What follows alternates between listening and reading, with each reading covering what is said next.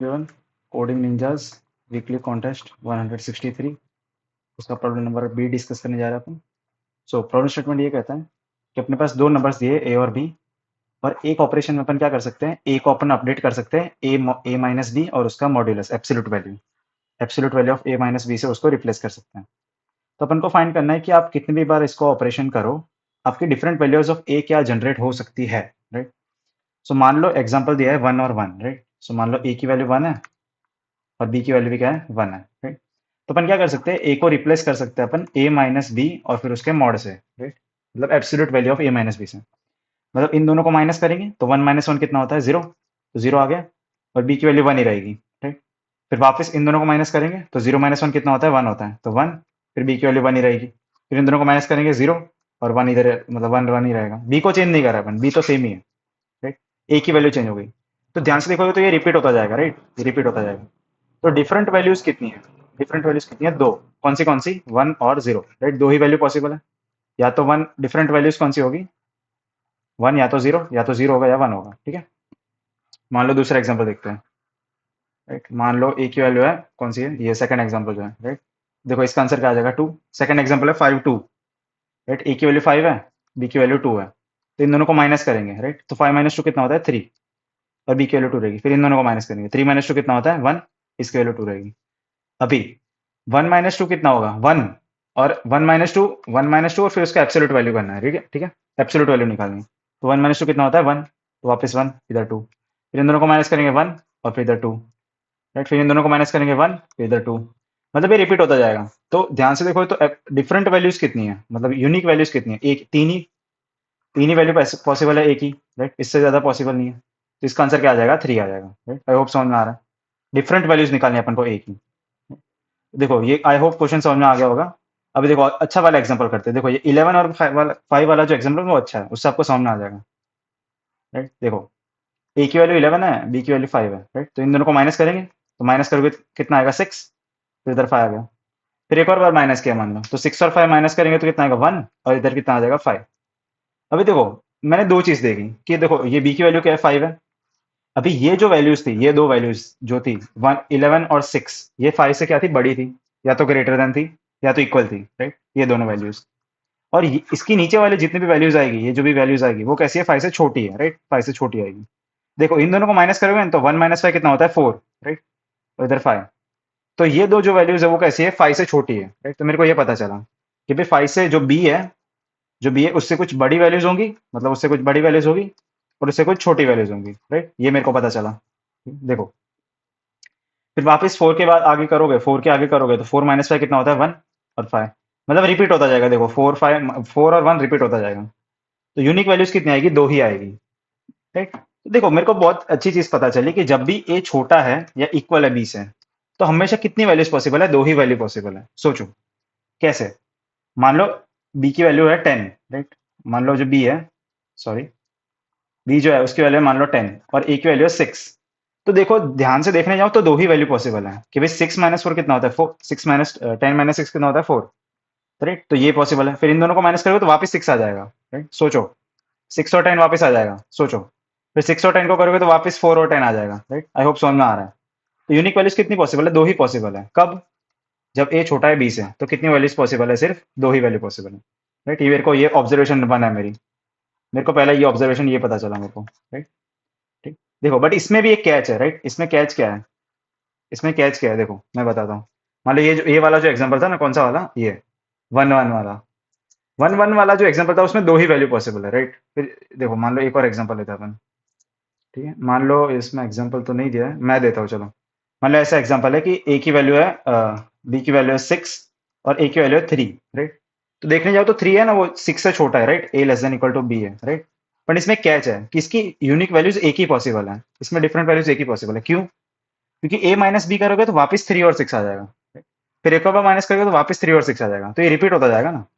तो unique values कितनी possible है, एक। तो ये कब पॉसिबल है, जब ये जो नंबर है वो इसका हाफ है, राइट। मतलब इसका डबल करोगे, इसको इंटू 2 करोगे, 3 × 2 6, राइट।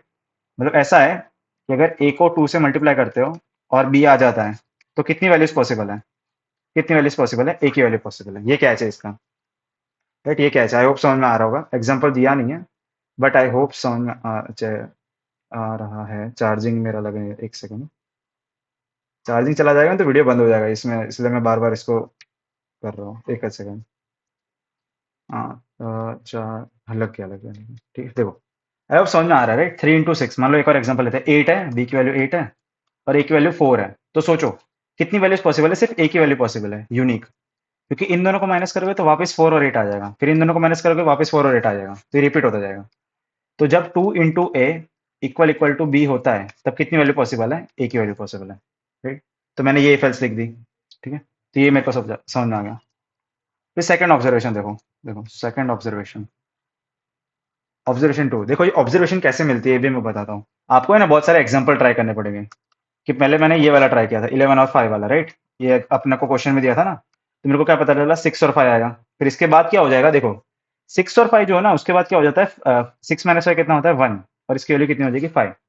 मतलब इसके नीचे वाले जो भी होंगे ना, वो सारे ए छोटे होंगे बी से, राइट? मैं ऐसा बोल सकता हूँ कि ये जो वैल्यूज होंगी, ये नीचे वाली जो वैल्यूज होंगी वो सारी बी से छोटी होंगी, और ऊपर वाली जो वैल्यूज है ये वाली, ये कैसी होगी? ए से ग्रेटर होगी। मैं ऐसा बोल सकता हूँ। तो इधर कितने ऑपरेशन हुए मेरे? दो। इधर कितने ऑपरेशन हुए मेरे? दो। तो दो कैसे निकला? 11 को 5 से डिवाइड किया ना मैंने। मतलब ए को किससे डिवाइड किया मैंने? 5 से, बी से। तो मेरे को दो ऑपरेशन मिले। एक और एग्जांपल लो। मान लो बी की वैल्यू है 17, ए की वैल्यू है 17, और बी की वैल्यू है 5। देखो मैं उससे ही एग्जांपल से ही खेल रहा हूँ। देखो मेरे को 11 5 दिया था, अब मैंने 17 5 ले लिया, तो ऐसे पता चलेगा मेरे को। इन दोनों को माइनस करो तो कितना आ जाएगा? 12 5। फिर एक और बार माइनस करो, 12 - 5 7 5। एक और बार माइनस करो, तो अब देखो, अब 2 और 5 आ जाएगा। तो ये जो वैल्यूज है वो तो ए से छोटी है ना, मतलब ए छोटा है इधर, और ये जो वैल्यूज है उसमें ए बड़ा है। मेरे को ये पता चला, राइट? तो मेरे को क्या पता चला कि ये जो छोटी वैल्यूज है उसमें ऑपरेशन कितने लगेंगे? दो। तो मैंने आंसर में 2 ऐड कर दिया, राइट? ये अपन ने पहले ही निकाल दिया था, राइट? क्या निकाला था मैंने? कि अगर A less than equal to B है तो ऑपरेशन कितने लगेंगे? दो, राइट? दो कैसे लगेंगे? ये वाले, राइट? तो दो ही वैल्यू पॉसिबल है ए की। इससे आगे तो कोई पॉसिबल ही नहीं है ना, यूनिक वैल्यूज, राइट? तो दो ही वैल्यू पॉसिबल है। अभी ये कैसे आया मेरे पास कि मैंने 17 को किससे डिवाइड किया? 5 से। आई होप समझ में आ रहा है, राइट? 17 को 5 से डिवाइड करोगे तो आंसर कितना आ जाएगा? 3। तो ऑपरेशन कितने लगे? तीन ऑपरेशन लगे ना, राइट? तो अपन को डायरेक्ट ए को बी से डिवाइड कर दिया। ठीक है। अभी इसमें भी एक कैच है, राइट? इसमें कैच क्या है? देखो, मान लो ए की वैल्यू है 15 और बी की वैल्यू है 5, राइट? अब देखो 15 माइनस 5 कितना होता है? 10, फिर 5। 15 10 माइनस 5 कितना होता है? 5, और फिर 5। अभी देखो, ये जो है, इधर तक तो सही था, राइट? इधर तक तो सही था कि ये जो है, ये जो दो वैल्यूज है वो ए ग्रेटर देन बी है, और इसकी जो नीचे वाली जो वैल्यूज होगी उसमें A less than equal to B होगा, राइट? इसमें इसमें A less than equal to B होगा। तो इसमें तो मेरे को पता है ऑपरेशन कितने लगेंगे? दो। देखो दो ही लगने चाहिए, 0 और 5, राइट? इससे इसके अलावा तो ए की कोई वैल्यू पॉसिबल ही नहीं है ना, ए की। 0 और 5 के अलावा कोई वैल्यू पॉसिबल नहीं नीचे वाले में, राइट? तो दो ऑपरेशन लगे, तो ये तो सही है। बट जब आप ए को बी से डिवाइड करने जाओगे ना तो 3 आ जाएगा। देखो 15/5 कितना होता है? 15/5 कितना होता है? 3 होता है। तो 3 नहीं आना चाहिए, मेरे को तो दो ही ऑपरेशन लगे ना।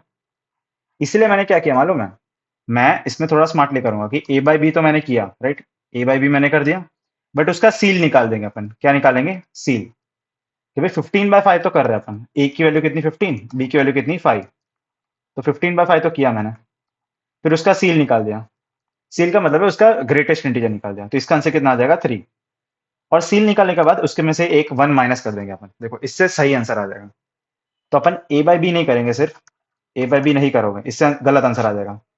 अपन क्या करेंगे? Ceil of a by b करेंगे, और फिर उसमें -1 कर देंगे, ये सही आ जाएगा, राइट? देखो एक और एग्जांपल लेते हैं, राइट? मान लो बी की वैल्यू है 20, ए की वैल्यू 20 है, बी की वैल्यू है 4, राइट? अभी देखो गलत आंसर आ जाएगा। कैसे? ए बाई बी करोगे तो गलत आंसर आएगा। 20 - 4 कितना होता है? 16। फिर इधर 4 आ गया। 16 - 4 कितना होता है? 12। फिर इधर 4 आ गया। 12 - 4 कितना होता है? 8। फिर इधर 4 आ गया। फिर 8 - 4 कितना होता है? 4। तो देखो, ये जो वैल्यूज थी वो ए ग्रेटर देन बी वाली थी, और इसकी नीचे वाली जो वैल्यूज होगी वो A less than equal to B वाली होगी, राइट? सही बोल रहा हूँ मैं? ऊपर वाली जो वैल्यू है वो ए उसमें बड़ा है बी से, और नीचे वाली जो वैल्यू है उसमें A less than equal to B है। तो इसमें ऑपरेशन कितने लगेंगे? दो। ये मेरे को पता है ना, कितने ऑपरेशन लगेंगे? दो, राइट? ये दो ऑपरेशन, इसके अलावा तो कोई वैल्यू पॉसिबल नहीं है। तो नीचे वाला तो शॉर्ट हो गया। अभी ऊपर वाले में देखो गलत आंसर आ जाएगा। अगर आप 20 को 4 से डिवाइड करोगे ना तो 5 आ जाएगा। ए को बी से डिवाइड करोगे डायरेक्टली तो गलत आंसर आ जाएगा। 5 ऑपरेशन नहीं लग रहे ना, 4 ही ऑपरेशन लग रहे हैं, सोचो। तो 4 कैसे मिलेगा मेरे को? कि भाई ए बाई बी का मैं सीलिंग ले लूंगा, सी ले लिया मैंने किसका, ए बाई बी का, ceil of a by b, और उसमें से एक माइनस कर दिया, तो 20/4, और उसका सील कितना होता है 5, 20/4 कितना होता है 5, और उसमें से एक -1 कर दिया तो कितना आ जाएगा 4 आ जाएगा, राइट। तो ये थोड़ा स्मार्टली खेला मैंने, ठीक है। ओके, सो मेरे को एक मेरा कोड कैसा बनेगा कि अगर A less than equal to B है, right, A less than equal to B है, तो मैं चेक कर रहा हूँ, उसमें भी अपना कैच वाला था ना, अपना कैच क्या था, अपना कैच क्या था कि अगर 2 × ए अगर इक्वल इक्वल टू बी होता है तो रिटर्न क्या करेंगे अपन 1, इसमें एक ही वैल्यू पॉसिबल है, राइट। ये मैंने बताया था ना कि मान लो ए की वैल्यू 2 है, बी की वैल्यू 4 है, तो ये डबल है ना इसका, ये डबल है इसका, तो इसमें वापस ये रिपीट होता जाएगा, 2 4 2 4 रिपीट होता जाएगा ना। तो इसमें यूनिक वैल्यूज कितनी पॉसिबल है, एक ही वैल्यू पॉसिबल है, अदरवाइज यूनिक वैल्यू कितनी पॉसिबल है, दो पॉसिबल है, अदरवाइज रिटर्न क्या करोगे आप 2, अदरवाइज सब में 2 2 तो पॉसिबल है ही, राइट। तो ये less than equal to b का हो गया, राइट। ये कैच का ध्यान रखना है, ये इंपॉर्टेंट है, वेरी इंपॉर्टेंट। ये अगर आपको ऑब्जर्वेशन समझ में आए तो ही ये कोड चलेगा, वरना नहीं चलेगा। फिर एल्स कंडीशन, एल्स का मतलब क्या है, ए बड़ा है बी से, right? तो उसमें मैंने क्या निकाला, पहले तो मैं सील निकालूंगा किसका, ए बाई बी का, फिर -1 कर दिया, राइट। तो इससे मेरे को कुछ आंसर मिला, राइट। और फिर उसमें मैंने आंसर में किसको ऐड करूंगा कि भाई जो ए मॉड बी है उसका आंसर क्या आता है, उसका जो आंसर है वो क्या आता है, ए मॉड बी का फाइंड करेंगे ना अपन। तो मैंने रिकर्सिवली कॉल कर लिया, रिकर्सिव कॉल कर लिया मैंने। देखो रिकर्सिव किसके लिए कॉल किया मैंने, A mod B comma B के लिए। देखो ये जो फंक्शन है वो रिकर्सिवली कॉल हो जाएगा। देखो कैसे होता है कि भी मान लो मैंने ए की वैल्यू 20 दी है, 24 दी है, और बी की वैल्यू 5 दी है, राइट। तो देखो ये है 24 माइनस, मान लो छोटी वैल्यू देते हैं अपन, मान लो 13 है इधर, 13 माइनस 5 कितना होता है 8, 8 माइनस 5 कितना होता है 3, राइट। तो ये 3 कैसे आया मेरे को पास, मेरे पास 3 कैसे आएगा सोचो, 3 और इधर 5 है, राइट। तो इसमें कितना ऑपरेशन लगेगा, दो, ये तो मेरे को पता है ना, ये तो मेरे को पता है दो ऑपरेशन, क्योंकि A less than equal to B है, दो ऑपरेशन लगेंगे। कौन से दो ऑपरेशन लगेंगे, ये दो, राइट। आई होप समझ में आ रहा है, दो ऑपरेशन लगेंगे। तो ये जो 3 है वो मेरे पास कैसे आएगा, ए की वैल्यू 3 कब से आएगी, जब ए मॉड बी करोगे तब आएगी ना। ये 13 को मैंने मॉडिफाई कर दिया तो मेरे पास 3 आ जाएगा, सोचो। तो ए मॉड बी करने से मेरे को छोटी वैल्यू मिल गई, कौन सी वाली छोटी वैल्यू, ये वाली। इसका जो ए है ना वो मेरे को कैसे मिलेगा, ए मॉड बी करने से, right? तो इसलिए मैंने रिकर्सिवली कॉल किया, right? अगर रिकर्सिवली कॉल नहीं करना हो तो आप ऐसे भी कर सकते थे कि भाई रिमेनिंग वैल्यूज कैसे मिलेगी, रिमेनिंग वैल्यू कौन सी होगी, ए मॉड बी, फिर वापस रिमेनिंग पर चेक कर लो कि जो रिमेनिंग वैल्यू है ए की, रैम ए, रैम ए ऐसा नाम दिया मैंने, अगर वो less than equal to B है, राइट। उसके अंदर फिर मैंने चेक कर दिया कि 2 × रैम ए अगर इक्वल इक्वल टू बी है, तो आप आंसर में किसको ऐड करोगे, 1 को, अदरवाइज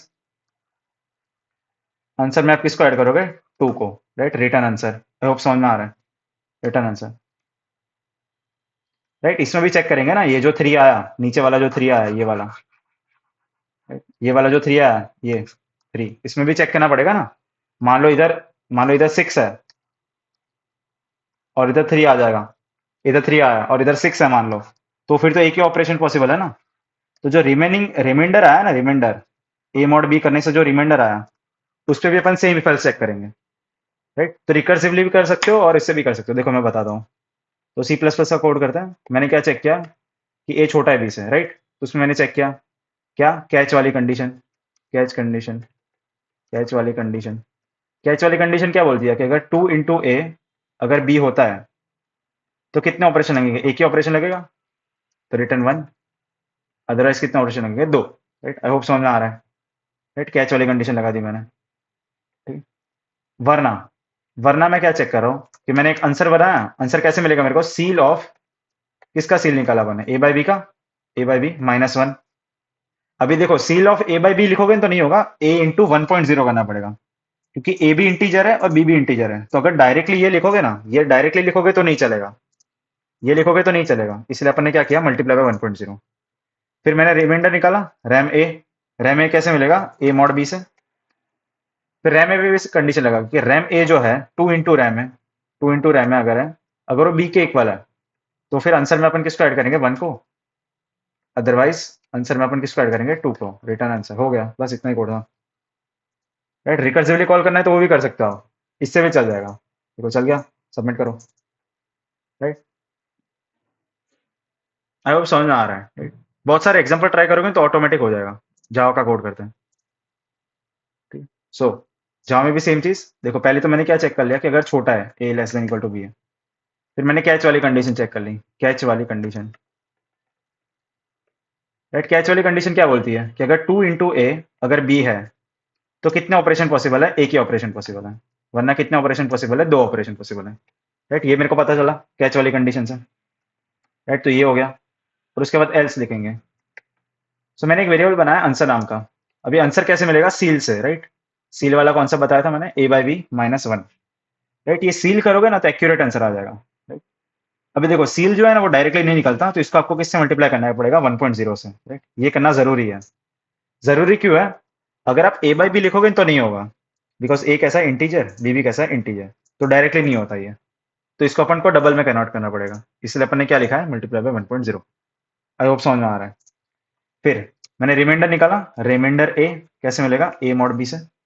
रिमाइंडर ए का निकाला। फिर रिमाइंडर पे भी चेक करेंगे। ठीक है, 2 इंटू रिमाइंडर अगर बी आता है तो आंसर में अपन किसको ऐड करेंगे? 1 को। अदरवाइज आंसर में अपन किसको ऐड करेंगे? 2 को। राइट, हो गया, बस हो गया रिटर्न आंसर, बस इतना ही था। राइट, तो रिमाइंडर जितना भी बचा, रिमाइंडर बचा उस पर चेक कर लेंगे। राइट, क्या बोल रहा है ये? अच्छा, इसका इंट करना पड़ेगा क्या? अच्छा, वो देख लेना जावा में क्या होता है। राइट, इसका इंट करना पड़ेगा। ठीक है, तो वो चल गया सबमिट। राइट, वो देख लेना वो मैथ्स में क्या होता है। बाकी रिमाइंडर निकाला। फिर रिमाइंडर पे भी सेम कंडीशन चेक की। देखो ये वाली कंडीशन ही इधर लिखी है, सेम टू सेम ही है। आई होप समझ में आ रहा है। राइट, देखो चल गया। ठीक। अभी देखो, आई होप समझ में आ रहा है रिमाइंडर कैसे निकला। राइट, ये 13 और 5 जो है, जब 13 को मॉड 5 करोगे, ए मॉड बी करोगे, तभी तो ये 3 मिलेगा ना आपको। 13 मॉड 5 करोगे तभी तो ये 3 मिलेगा। देखो एक और एग्जांपल है ना। रिमाइंडर वाला समझ में नहीं आया तो मैं समझाता हूँ।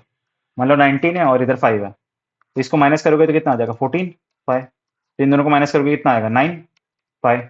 फिर इन दोनों को माइनस करोगे तो कितना आ जाएगा? 4, 5। तो इधर रुक जाएंगे अपन, इधर रुक जाएंगे, क्योंकि A less than equal to B है। इधर कितना है? ए ग्रेटर देन बी है। तो ये जो 4 है वो 4 कहाँ से आया मेरे पास? ये जो 4 है वो कैसे आया मेरे पास? जब 19 को 5 से मॉड करेंगे ना, तो फिर 19 को 5 से मॉड किया मैंने तो आंसर कितना आ जाएगा? 4। तो तभी तो ये 4 आएगा ना मेरे पास। तो अब समझ में आ रहा है? ठीक है, तो ए मॉड बी करने से आएगा। फिर इस पे जो अपन ने कंडीशन लगा दी वापस, ये मेरा रैम ए नाम इसको मैंने दिया, रैम ए इसको नाम दिया मैंने, ए मॉड बी से। राइट, रैम ए मिला मेरे को। और फिर रैम ए पे अपन ने सिमिलर कंडीशन लगा दी। कौन सी वाली कंडीशन लगा दी? कैच वाली, कि जो रैम ए है, अगर 2 इंटू रैम ए अगर बी होता है तो आंसर में अपन किसको ऐड करेंगे? 1 को। एक ही ऑपरेशन लगेगा, सोचो। अदरवाइज आंसर अपन किसको ऐड कर दिया? 2 को, कि भाई दो ऑपरेशन लगेंगे। राइट, मान लो इधर इधर 6 होता, मान लो इधर 8 होता, और इधर 4 आया था। रैम ए कितना आया था? 4 आया था मान लो। ठीक है? और इधर बी कितना है? ए है। बी की वैल्यू मान लो 8 है। तो कितने ऑपरेशन लगेंगे इसमें? एक ही ऑपरेशन लगेगा ना, सोचो। इसलिए मैंने आंसर में 1 ऐड किया। बट मान लो इधर कुछ भी था, इधर 7 था, तो देखो ये 2 इंटू रैम ए नहीं होता, तो आंसर में कितना ऐड करेंगे? 2 ऐड करेंगे। राइट, तो रैम ए पे भी सिमिलर कंडीशन चेक कर लिया अपन। ये कैच वाली कंडीशन है, कैच वाली कंडीशन। राइट, आई होप समझ में आ रहा है। ठीक। देखो एक और रिकर्सिवली भी इसको लिख सकते हो, तो रिकर्सिव वाला मैं बताता हूँ। देखो रिकर्सिवली कैसे लिखेंगे, कि ये जो रैम वाला है ना, इसको अपन डायरेक्टली इधर लिख सकते हो। देखो इसको एक ही लाइन में बताता हूँ कि भाई रिटर्न, मैंने सील निकाला, पहले सील निकाल रहे थे अपन। right? तो सील तो ये इतना तो करते थे अपन। ठीक, ये तो अपन ने किया था। अभी इसमें ही मैं ऐड कर दूंगा ये जो फंक्शन है ना, ये वाला फंक्शन, उसको रिकर्सिवली कॉल कर दिया मैंने। इसको रिकर्सिवली कॉल कर दिया किसके लिए? A mod B comma B के लिए। ये भी कर सकते हो, देखो ये भी चल जाएगा। बट इसका आंसर भी सेम ही आएगा, देखो चल गया। तो रिकर्सिव कोड भी कर सकते हो कि भाई ए मॉड बी की जो वैल्यू है ना वही ए में चली जाएगी। तो ये थोड़ा स्मार्ट वे है लिखने का कोड को। राइट, जावा का कोड करते हैं। तो देखो रिकर्सिवली कोड, रिकर्सिव कोड कैसे लिखूंगा, कि ये सब मैं नहीं लिख रहा, देखो ये सब नहीं लिखूंगा मैं।